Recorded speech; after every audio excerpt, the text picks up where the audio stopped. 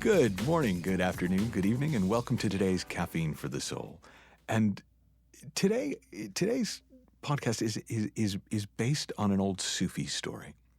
And as the story goes, once upon a time, there was a village surrounded by a giant wall, and a seemingly infinite wall, and you couldn't go around it, you couldn't go through it, and it was too tall for anyone to go over it, so nobody actually knew what, if anything, was on the other side of the wall. So one day, an enterprising community leader got a bunch of people together and decided they were going to build a human pyramid, and so that they would make it so that one person could climb, the smallest person in the community, in the village, could climb to the top of the wall, look over the wall, and tell them what was there.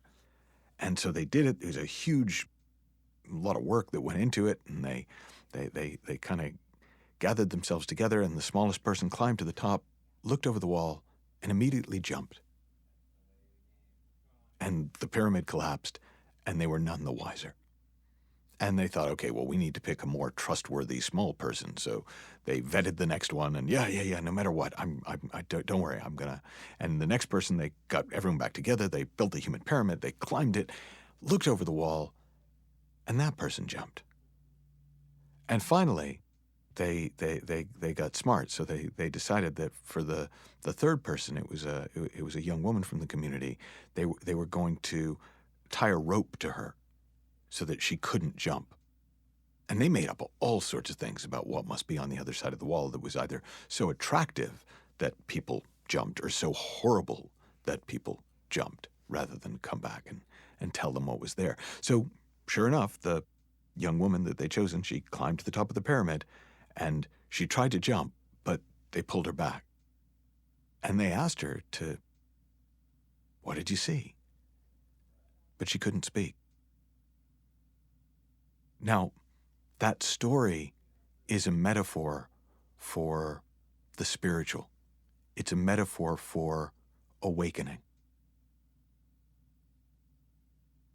We sort of think the ultimate achievement for a human beyond the material is spiritual awakening, is a kind of enlightenment, is to see what is beyond the infinite wall of our own perception, of our own thoughts.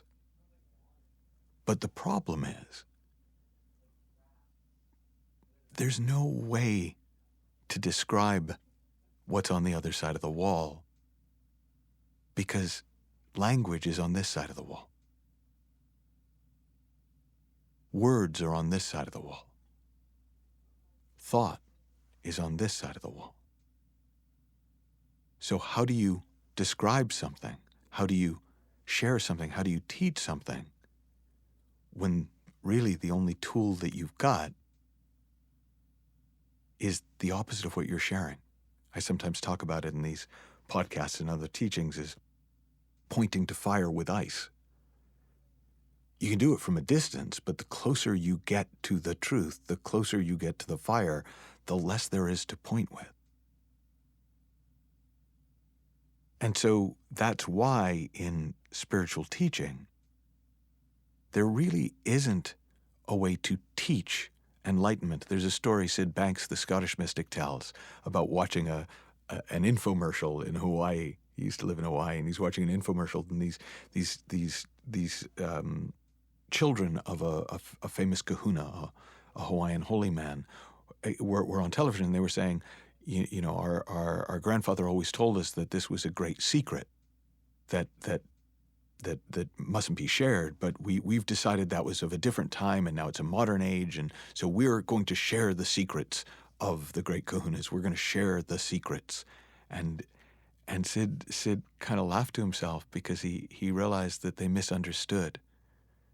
That their grandfather hadn't said, you can't share the secrets, as in you mustn't. He was just saying, you can't share this.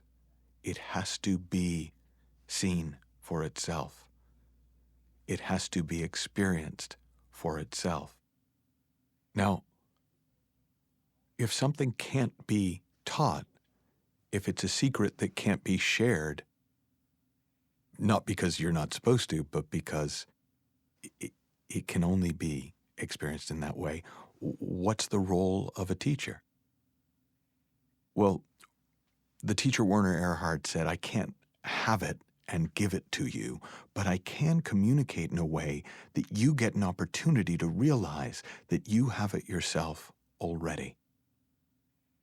In other words, what a spiritual teacher can do, and what spiritual teachers have done since the beginning of recorded time, is point people within.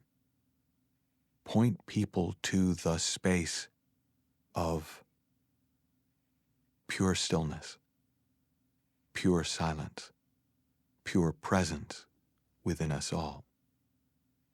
Help build a foundation that we can climb onto and look out from, so that we can jump over the wall for ourselves. And that's the ultimate gift of spiritual teaching, is that while you can't learn what the teacher knows, you can be pointed in a direction so that you can see it for yourself. Have fun, learn heaps, happy exploring, and I'll talk with you soon.